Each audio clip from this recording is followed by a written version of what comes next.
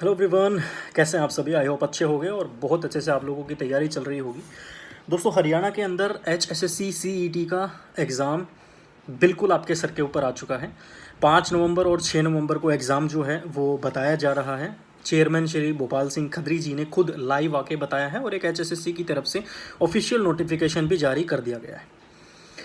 कल यानी कि 2 नवंबर से आप लोगों के सिटी और एडमिट कार्ड आने स्टार्ट हो जाएंगे। होप सो आज काफ़ी बच्चों को मैसेज मिल भी गया होगा कि उनका किस सिटी में एग्ज़ाम है और कल से आपके रोल नंबर आने स्टार्ट हो जाएंगे। कुछ बातों के ऊपर मैं बात करना चाहता हूँ आप लोगों से। सबसे पहली बात तो ये है कि अभी जो बचे हुए आखिरी के आपके 3 दिन हैं, 2 तारीख, 3 तारीख और 4 तारीख, इन 3 दिन में आप लोगों को क्या पढ़ना चाहिए, किसकी सलाह आपको लेनी चाहिए, किसकी सलाह नहीं लेनी चाहिए। क्या आपको उन लोगों की सलाह लेनी चाहिए जिन्होंने खुद बहुत सारे बड़े लेवल के एग्ज़ाम्स क्लियर किए हुए हैं, या उन लोगों से सलाह लेनी चाहिए जिन्होंने आज तक कोई भी एग्ज़ाम क्लियर नहीं किया है। पहली बात तो आप लोगों को किसी से भी सलाह लेने की कोई ज़रूरत है ही नहीं, ठीक है। हम भी टीचर बाद में हैं, पहले खुद एक स्टूडेंट हैं, ठीक है। अपनी अपनी फील्ड के सब माहिर होते हैं। कोई जीके में अच्छा है, कोई इंग्लिश में अच्छा है, कोई कंप्यूटर में अच्छा है, कोई मैथ में अच्छा है, कोई किसी चीज़ में अच्छा है। मैं मानता हूँ कि मैंने बहुत कम ही हरियाणा के अंदर एग्ज़ाम दिए हैं और उनमें से भी मैंने एग्ज़ाम कोई भी क्लियर नहीं किया है। 1-2 नंबर, 4-5 नंबर की वजह से मैं हमेशा उसमें रह गया हूँ। लेकिन हाँ, सेंटर लेवल पे कुछ एग्ज़ाम्स मैंने क्लियर किए हैं। और जो मेरी फील्ड है, जहाँ से मैंने ग्रेजुएशन, जिस सब्जेक्ट से और जिस सब्जेक्ट से मैंने पोस्ट ग्रेजुएशन, और थोड़े टाइम में वहाँ से मैं PhD अपनी कंप्लीट करूँगा, उस फील्ड में मैं अपने लेवल पे बहुत अच्छा कर रहा हूँ। तो मैं आपको कहीं ना कहीं उस फील्ड की नॉलेज तो आपको दे ही सकता हूँ। साथ ही साथ आपको मैं सेंटर एग्ज़ाम्स जो होते हैं और जो आपके हरियाणा के एग्ज़ाम्स होते हैं, इनमें ज़्यादा फ़र्क नहीं है। हरियाणा के एग्ज़ाम्स में वन लाइनर क्वेश्चंस की अप्रोच आती है एग्ज़ाम्स के अंदर। सेंटर के अंदर कहीं ना कहीं थोड़े कॉन्सेप्चुअल क्वेश्चंस आते हैं। तो आखिरी के जो 3 दिन आप लोगों के बचे हुए हैं, यानी कि 4 तारीख का जो दिन होगा, उस दिन तो आपको कुछ भी पढ़ने की ज़रूरत नहीं है, ना ही पुराना ना ही आपको नया पढ़ने की ज़रूरत है। रिलैक्स होके मूवी देखिए, खेलिए, वॉलीबॉल खेलिए, चेस खेलिए, कैरम बोर्ड खेलिए, अपने परिवार को टाइम दीजिए, अपने दोस्तों के साथ टाइम स्पेंड कीजिए, एक प्रॉपर रेस्ट लीजिए, प्रॉपर नींद लीजिए, अच्छे से योगा कीजिए, मेडिटेशन कीजिए। 4 तारीख को आपको कुछ नहीं करना है। बचा 2 दिन, 2 तारीख का और 3 तारीख का समय। इन 2 दिन में एक मोटा मोटा रीकैप आप ले सकते हैं। रीकैप का मतलब है हर एक सब्जेक्ट को एक मोटे मोटे तौर पे अपने नोट्स में एक नज़र मार सकते हैं कि कहीं कोई दिक्कत या कहीं कोई टॉपिक आपका छूट तो नहीं गया है ऐसा जिसमें आपको प्रॉब्लम हो। एक सिंपल स्टूडेंट की यही अप्रोच होती है। इसमें चाहे आपको कोई UPSC क्लियर किया हुआ बंदा सलाह दे रहा है, चाहे आपको कोई ऐसा बंदा सलाह दे रहा है जो आपका खुद का दोस्त ही क्यों ना है, जो खुद भी तैयारी क्यों ना कर रहा हो, तो इसमें ये बोल दूँ मैं कि मुझसे सलाह लीजिए, मैंने ये एग्ज़ाम क्लियर किया है, उससे सलाह मत लीजिए, उसने वो एग्ज़ाम क्लियर नहीं किया। हरियाणा के अंदर 90% ऐसे टीचर्स हैं जिन्होंने कभी कोई एग्ज़ाम क्लियर नहीं किया और ना ही उनकी कोई रुचि रही है उन एग्ज़ाम्स के अंदर। मेरी कोई रुचि नहीं है सरकारी नौकरी के अंदर, तो मैं क्यों दूँ सरकारी नौकरी का एग्ज़ाम। मुझे नहीं सरकारी नौकरी करनी। मैं बड़ाई की बात नहीं कर रहा हूँ, लेकिन आज के टाइम पे जहाँ पे मैं नौकरी कर रहा हूँ, हरियाणा के अंदर 3 क्लर्क मिलके जितना कमाते हैं 1 महीने में, उतना मैं 1 महीने में आराम से कमा रहा हूँ। तो मुझे क्यों ज़रूरत है वो सरकारी नौकरी करने की। अपने ऊपर भरोसा है कि दिन ब दिन सीख सकता हूँ, अपने ऊपर भरोसा है कि रोज़ाना कुछ नया सीख के और डे बाय डे इम्प्रूवमेंट अपने अंदर करके और एक अच्छी जगह पे मैं पहुँच सकता हूँ प्राइवेट सेक्टर में भी। तो इसलिए मैं प्राइवेट सेक्टर में हूँ। इसमें भी लोगों को तकलीफ़ है कि भाई तूने कौन सा एग्ज़ाम क्लियर कर दिया। मैंने नहीं किया कोई भी एग्ज़ाम क्लियर, लेकिन आपके घर पर मैंने कार्ड तो नहीं भेजा कि आप आगे मेरी वीडियो को देखिए। मैं तो नहीं गया आप लोगों के पास, ऐसे लोगों के पास खास तौर पे जिन लोगों को मेरा पढ़ाया हुआ समझ में आता है, जिन लोगों को मेरी वीडियोस देखना पसंद है, वो लोग मुझे फॉलो करते हैं और मुझे देखते हैं, अपना भाई मानते हैं, अपना गुरु मानते हैं, कुछ भी मानते हैं, कोई दिक्कत नहीं है। इज्जत से चाहे भाई बोलो चाहे गुरु बोलो। बहुत सारे स्टूडेंट हैं जो भाई मानते हैं, भाई बोलते हैं। कुछ स्टूडेंट्स का मुझे नाम भी याद है क्योंकि वो बहुत टाइम से मेरे साथ कनेक्टेड हैं। अब खुद हरियाणा के अंदर अगर मैं एक स्टूडेंट की नज़र से यूट्यूब को ओपन करता हूँ पढ़ने के लिए, तो मुझे सिवाय पॉलिटिक्स के किसी भी यूट्यूब चैनल के ऊपर कुछ भी नहीं दिखता है। एक टीचर का चैनल है, उसके ऊपर उसने थंबनेल के ऊपर लिखा हुआ है ये 1000 प्रश्न कर लीजिए, आपका एक भी नंबर नहीं कटेगा। दूसरे टीचर ने अपने थंबनेल पे लिखा हुआ है ये 500 क्वेश्चन कर लीजिए, आपका एक भी नंबर नहीं कटेगा। मेरी क्लास 24 घंटे चलेगी, मेरी क्लास 18 घंटे चलेगी, मेरी क्लास 12 घंटे चलेगी। मानते हैं कंपटीशन की भावना होनी चाहिए, स्टूडेंट्स के अंदर कंपटीशन होना चाहिए, साथ ही साथ टीचर्स के अंदर भी कंपटीशन होना चाहिए, तभी तो मज़ा आता है, तभी तो पढ़ने का मज़ा आता है, और तभी वो अपने लेवल का कंपटीशन करें, अपने बिजनेस लेवल का कंपटीशन करें। एक दूसरे को डिग्रेड करके वो क्या कंपटीशन कर रहे हैं, एक दूसरे की बुराई करके वो क्या कंपटीशन कर रहे हैं। बहुत सारे ऐसे टीचर्स हैं जिनके मुंह से मैंने सुना है, जो जलते हैं दूसरे को देख के कि उसके पे इतने लाइव आए हुए हैं, हमारे पे इतने लाइव नहीं आए हुए हैं, वो इतने पैसे लूट रहा है, हम इस तरीके से पैसे कमा सकते हैं, हम उसी टाइम पे कोर्स लॉन्च करेंगे जिस टाइम पे एग्ज़ाम की डेट आ जाएगी। बहुत सारे ऐसे टीचर्स हैं, छोटी सोच है उनकी, और इतनी छोटी ही सोच उनकी रहने वाली है, वो कभी आगे नहीं आ सकते। चाहे वो किसी बड़े प्लेटफॉर्म पे पढ़ा ले, चाहे वो खुद का प्लेटफॉर्म क्रिएट कर ले, चाहे वो कोई छोटा प्लेटफॉर्म पे पढ़ा ले, वो खुद की इमेज कभी क्लियर नहीं कर पाएंगे, खुद की इमेज वो कभी नहीं बना पाएंगे, बच्चों के अंदर इज्जत वो कभी नहीं बना पाएंगे। एक टीचर की रिस्पेक्ट होती है बच्चों की नज़रों में, और जिसकी रिस्पेक्ट है वही टीचर ऊपर जाता है, जिसकी रिस्पेक्ट नहीं है वो इसी के चक्कर में रहता है, पैसा कैसे कमाया जाए, ज़्यादा से ज़्यादा लाइव कैसे जोड़े जाएं, थंबनेल ज़्यादा से ज़्यादा क्लिकबेट वाला कैसे बनाया जाए। ना तो मैं ऐसा हूँ, ना ही ऐसे टीचर्स के साथ मैं एक बार काम कर चुका हूँ, ऐसे दोबारा मैं उनके साथ कभी काम करने भी नहीं वाला हूँ ज़िंदगी में, चाहे वो मुझे कितने भी पैसे ऑफ़र कर लें।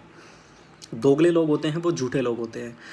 जब उनको काम चाहिए होता है तो वो कुछ और वादा करते हैं, और उसके बाद उनकी जो सच्चाई है वो सामने आती है कि उनको सिर्फ़ और सिर्फ पैसे से मतलब है, उनको किसी चीज़ से कोई मतलब नहीं है। ऐसे लोगों से दूर रहो, पहली बात तो मेरे छोटे भाइयों, बड़े भाइयों, छोटी बहनों, बड़ी बहनों, ऐसे लोगों से दूर रहो। एज ए स्टूडेंट आपको बता रहा हूँ, हरियाणा के अंदर बहुत बुरा माहौल हो चुका है, बहुत गंदी पॉलिटिक्स, बहुत गंदा बिजनेस हरियाणा के अंदर फैल गया है। कोचिंग सेंटर्स के अंदर सारे कोचिंग सेंटर कहता है मैं नंबर 1 हूँ, तो नंबर 2 पे कौन है भाई, नंबर 3 पे कौन है, नंबर 4 पे कौन है, सब पहले नंबर पे कैसे हो सकते हैं। 30 जहान के फोटोज़ उन्होंने लगा रखे हैं, हमने इतने सिलेक्शन दे दिए, हमने इतने सिलेक्शन दे दिए। अरे भाई तुमने सिलेक्शन दे दिया, तुम क्यों इतनी गीत गा रहे हो, तुम क्यों इतनी गाथा गा रहे हो। ठीक है तुम्हारी मेहनत है, लेकिन 90% मेहनत एक स्टूडेंट की होती है। 8-8 9-9 सब्जेक्ट्स वो स्टूडेंट पढ़ता है। एक टीचर अपना सब्जेक्ट पढ़ा के चला जाता है, एक टीचर सिर्फ और सिर्फ कितना करता है, एक टीचर करता है एक लेक्चर प्रिपेयर करता है, उस लेक्चर को आके पढ़ा के चला जाता है। लेकिन एक बच्चे को दिन में ऐसे ही 8 से 10 लेक्चर्स देखने पड़ते हैं, एक बच्चे को 8 से 10 किताबें पढ़नी पड़ती हैं, 2-2 3-3 साल ट्रोमा से गुजरना पड़ता है, घर वालों के तानों से गुजरना पड़ता है। एक बच्चा इतनी सारी चीज़ों को सहन करके और फिर एक एग्ज़ाम को क्लियर करके एक नौकरी उसको मिलती है, और सारा का सारा क्रेडिट तुम कोचिंग सेंटर वाले लेके जाते हो। ये बहुत गलत होता है। ऐसे कोचिंग सेंटर्स से दूरी बना के रखो दोस्तों। अगर सच में आप लोगों को तैयारी करनी है, सच में आप लोगों को कामयाबी लेनी है ना, तो ज़्यादा से ज़्यादा इन किताबों को दो, ज़्यादा से ज़्यादा समय किताबों को दो। किताबें आपकी सबसे अच्छी दोस्त होती हैं। किताबें आपको कभी धोखा नहीं देंगी, किताबें आपसे क्रेडिट नहीं मांगेंगी, किताबें आपको ये नहीं बोलेंगे हमारे चैनल पे आ जाओ, किताबें आपको कभी भी कुछ भी नहीं बोलेंगे। किताबें सिर्फ और सिर्फ आपको ज्ञान देंगी, और उसी ज्ञान के दम पे आप लोग एग्ज़ाम को क्लियर करेंगे।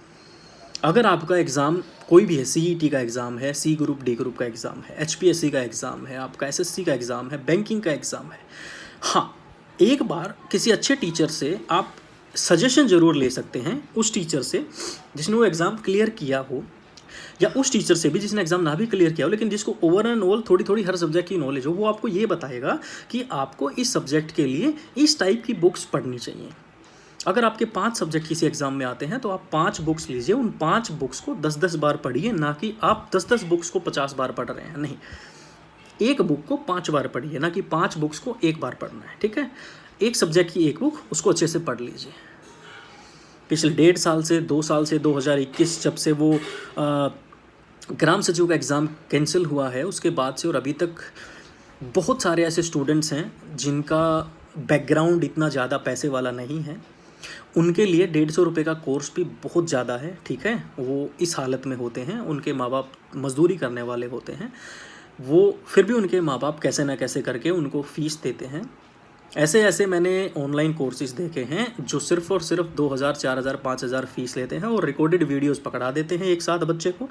बोल देते हैं 1 महीने में जिसको सिलेबस पूरा करना है वो सिलेबस पूरा कर ले, उनको रिकॉर्डेड वीडियोस मिल जाएंगे। अरे भाई कैसे कर लेगा कोई भी बंदा, तुम खुद करके दिखा दो ना।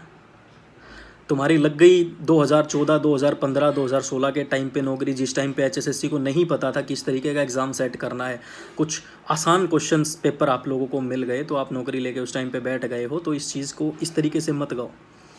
आज के टाइम पे जो कंपटीशन है वो उस टाइम पे नहीं था। 2015-16 के अंदर जब पटवारी भर्ती वगैरह जब शुरू हुई थी, वहाँ पे इतना कंपटीशन नहीं था। बहुत आसान एग्ज़ाम्स आए थे और उसमें जो लोग क्लियर कर गए वो आज के टाइम पे हवा बना के घूम रहे हैं कि हमने एग्ज़ाम क्लियर कर दिया, हमने ये क्लियर कर दिया, हमने पटवारी क्लियर कर दिया, हमने ग्राम सचिव क्लियर कर दिया, हमने ये क्लियर कर दिया, वो क्लियर कर दिया। तो कर दिया तो कौन सा तीर मार दिया भाई? अपने लिए किया, अपने परिवार के लिए किया, खुद सैलरी लेते हो,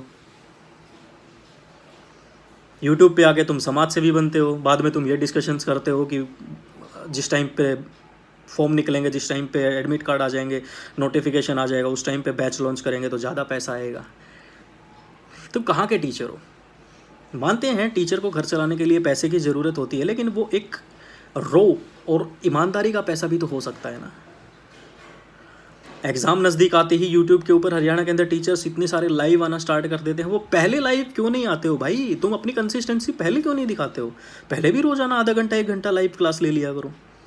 ये एग्ज़ाम नज़दीक आता है, तुम्हें पता है एग्ज़ाम नज़दीक आएगा, बच्चे ज़्यादा एक्टिव होंगे, इस टाइम पे लाइव क्लास लो, यूट्यूब की वो बढ़ेगी, यूट्यूब चैनल की ग्रोथ बढ़ेगी, हमारा बिजनेस बढ़ेगा। 2000 लाइव, 3000 लाइव, एक दूसरे को देख देख के होड़म होड़ लगे पड़े हैं। पढ़ा क्या रहे हैं? वही सब पढ़ा रहे हो जो अखबार में आता है, वही सब पढ़ा रहे हो जो नॉर्मल करंट अफेयर्स होते हैं, वही सब पढ़ा रहे हो जो सारे बच्चों को पहले से आता है। बच्चे इतने जागरूक नहीं हैं, और ये सारे बच्चे भी वही हैं जिनको आखिरी टाइम पे आके ये होता है कि ओहो अब क्या करें, अब तो बस तैयारी करनी है। उनका सिलेक्शन होता भी नहीं है। तैयारी करने वाले स्टूडेंट ऐसी लाइव क्लासिक से ऊपर कभी भी नहीं जाते। उनको अपनी तैयारी पे भरोसा होता है। वो आखिरी 4-5 दिनों में रिलैक्स करते हैं, आराम करते हैं, अपने माइंड को थोड़ा शांत करते हैं और इन चीज़ों से दूर रहते हैं। वीडियो लंबा हो रहा है तो दोबारा से मेरे भाइयों बहनों, एक और क्वेश्चन था कंप्यूटर आएगा या नहीं आएगा। तो देखो, मुझे नहीं पता है कंप्यूटर आएगा या नहीं आएगा। ऑफिशियल नोटिफिकेशन जो सिलेबस का आया था उसके अंदर कंप्यूटर लिटरेसी लिखा हुआ था जीएस वाले सेक्शन में, जनरल नॉलेज वाले सेक्शन में। अब देखना ये है, 1 क्वेश्चन आता है, 2 क्वेश्चन आते हैं या 10 क्वेश्चन आते हैं। साइंस का भी उसी सेक्शन में लिखा हुआ था, history, geography, politics, civics, environmental science, art and culture, आपका करंट अफेयर्स वगैरह सब कुछ उसी में लिखा हुआ था, स्ट्रेटेजी के। अब नहीं पता 15 आएंगे, 10 आएंगे, 20 आएंगे, 25 आएंगे, ये किसी को नहीं पता।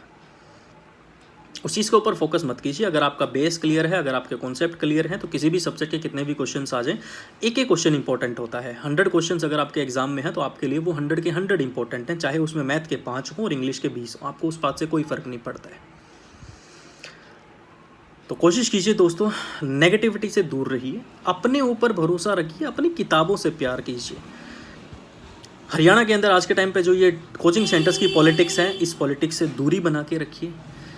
एक गुरु को सिर्फ गुरु ही मानिए, उसके ऊपर इतना हावी फैन बनने की ज़रूरत नहीं है कि उसके चक्कर में आप किसी दूसरे टीचर को गाली देना स्टार्ट कर दो। ऐसा करना भी गलत होता है। हर एक टीचर अपने आप में यूनिक है। कुछ हैं ऐसे लोग जो सिर्फ और सिर्फ पैसे के बारे में सोचते हैं। तो इन बातों का ध्यान रखिए और 2 दिन 3 दिन हैं, रेस्ट लीजिए, दिमाग को रेस्ट दीजिए, घूमिए फिरिए, टीवी देखिए, मनोरंजन कीजिए, घर वालों को साथ टाइम स्पेंड कीजिए, घर में छोटे बच्चों के साथ खेलिए कूदिए और ज़्यादा से ज़्यादा फोकस कीजिए रिवीजन के ऊपर। नई चीज़ें मत सीखिए।